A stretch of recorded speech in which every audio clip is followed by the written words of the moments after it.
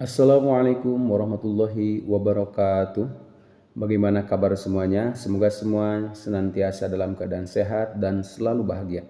Baik, pada kesempatan ini kita akan belajar materi SKI kelas 8 tentang pertumbuhan ilmu pengetahuan pada masa Bani Abbasiyah. Mari kita menggali lebih dalam tentang masa keemasan keilmuan dalam dunia Islam.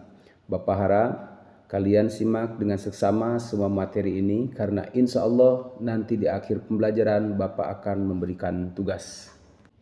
Baik, untuk tujuan pembelajaran 1 yaitu memahami dan mendeskripsikan sejarah pertumbuhan ilmu pengetahuan pada masa Bani Abbasiyah. Pada masa Bani Abbasiyah terjadi kemajuan yang luar biasa dalam ilmu pengetahuan. Pemerintahan yang bijaksana dan penuh semangat dalam mendukung perkembangan keilmuan membawa perubahan yang signifikan.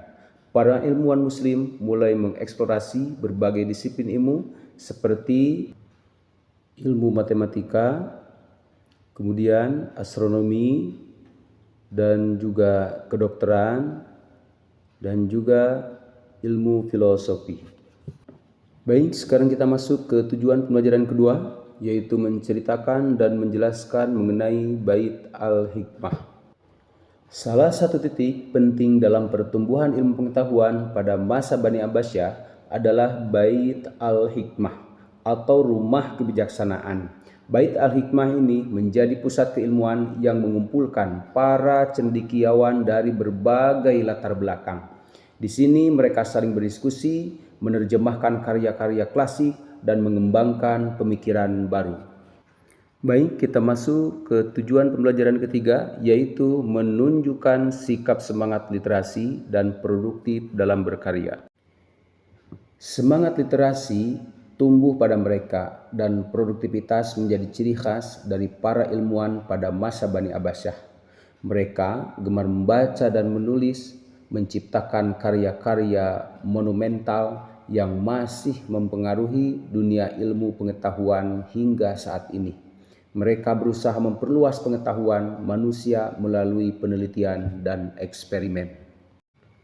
Baik anak-anak, kita masuk ke tujuan pembelajaran 4, yaitu menemukan tokoh-tokoh ilmuwan muslim dan peranannya pada masa Bani Abbasiyah. Di antara para ilmuwan terkemuka pada masa itu terdapat tokoh terkemuka seperti Al-Khwarizmi. Beliau adalah seorang ahli matematika yang memberikan kontribusi teramat sangat penting dalam pengembangan aljabar. Ada juga Ibnu Sina. Beliau adalah seorang dokter dan filsuf yang menciptakan karya monumental dalam bidang kedokteran. Dapatlah kita pahami bahwa setiap tokoh memberikan peran yang signifikan dalam memajukan ilmu pengetahuan pada masa Bani Abbasiyah. Tak lepas dari itu, selain keilmuannya, para ilmuwan muslim pada masa Bani Abbasiyah juga meneladani sikap dan perilaku yang luhur.